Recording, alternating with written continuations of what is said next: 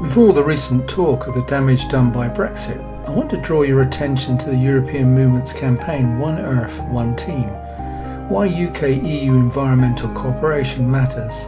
It highlights the environmental and economic damage done to the UK by leaving EU agencies and programmes that were not in any way necessary because of the vote in 2016. It's ideology over the national interest. Exiting the EU's internal energy market lost us access to efficient cross-border electricity trading mechanisms, costing the UK between 120 and 370 million every year. Exiting this market also means unnecessary curtailment, where we pay wind farms to switch off the turbines, costing the UK up to 2.4 billion annually. Analysts estimate that being a full member of the North Sea Cooperation could generate up to 51,000 jobs and inject 36 billion into the UK economy by 2030, mainly through offshore wind and supply chain growth. The UK no longer benefits from the EEA's shared systems for monitoring and enforcing environmental standards.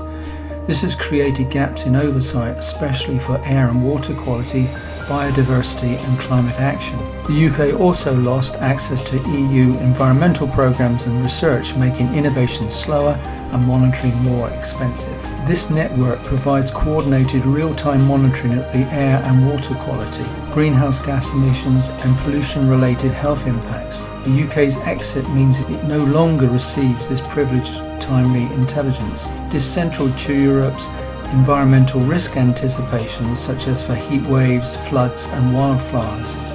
Without it, the UK is less prepared to respond to climate-related emergencies. Non-EU countries like Norway and Iceland are members. The UK could have negotiated continual participation post-Brexit, but chose not to, without clear justification. The LIFE programme is the EU's flagship funding mechanism for environmental protection, nature conservation and climate action, running since 1992. It has supported over 6,000 projects across Europe, including many in the UK, with a focus on biodiversity, circular economy, climate adaptation and clean energy transition. UK organisations are no longer eligible to apply for new LIFE grants post-Brexit. Previously, the UK secured funding for around 5 major projects annually, including initiatives led by the RSPB and other NGOs. Leaving the European Chemical Agency and the EU REACH system has created major challenges for the UK chemical industry. Companies now have to register chemicals separately under UK REACH, even if they've already done so under EU REACH. This duplication costs UK businesses an estimated 2 to 3 billion, mainly due to resubmitting safety data. UK firms lost access to the ECHA safety database, so they must negotiate or buy data from EU holders, often at high cost and with legal uncertainty.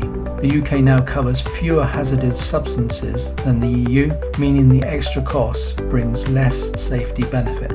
The consequence of this was a loss of access to science programmes, collaboration and grants, and meant the UK science fell from joint top with Germany to 5th in Europe. This lost us access to high-resolution Earth data. UK scientists use Copernicus data for flood forecasting, air quality tracking and biodiversity mapping. Thankfully, we quietly rejoined in January 24 Horizon Europe, restoring access to EU research funding. UK institutions can now lead and participate in Horizon consortia, unlocking billions in potential grants. EU researchers can now collaborate on pan-European projects tackling climate change, health, AI and clean energy, and UK universities have regained global competitiveness and attractiveness for top talent. Rejoining Copernicus has restored access for UK scientists to high-resolution Earth data. Local authorities and researchers gain tools for climate adaptation, planning resilience infrastructure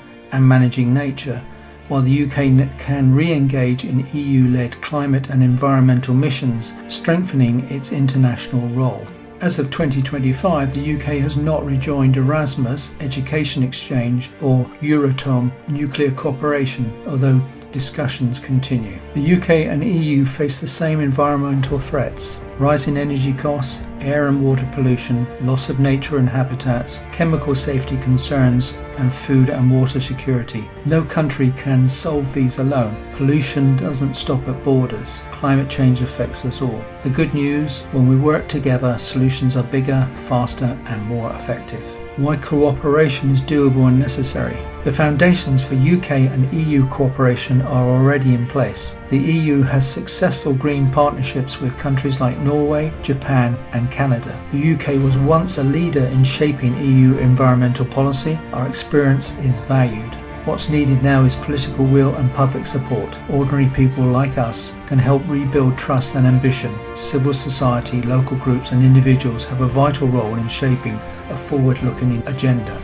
The cost of not acting together. If we don't act, higher energy bills, up to 10 billion in extra costs in this Parliament alone, weaker protections, more pollution, less nature and poorer health. Loss of influence. The UK loses its seat at the table when vital decisions are made. And business barriers. UK companies face extra charges and red tape, making it harder to trade and innovate.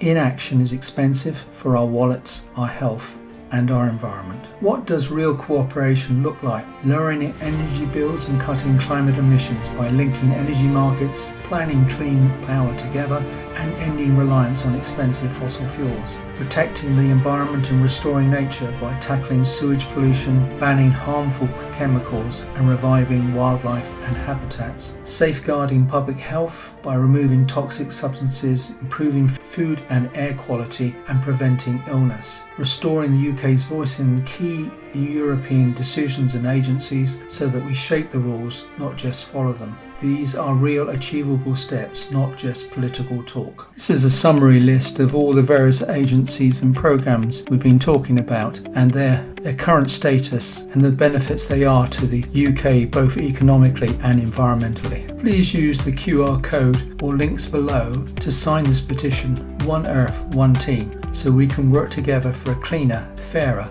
and more resilient future.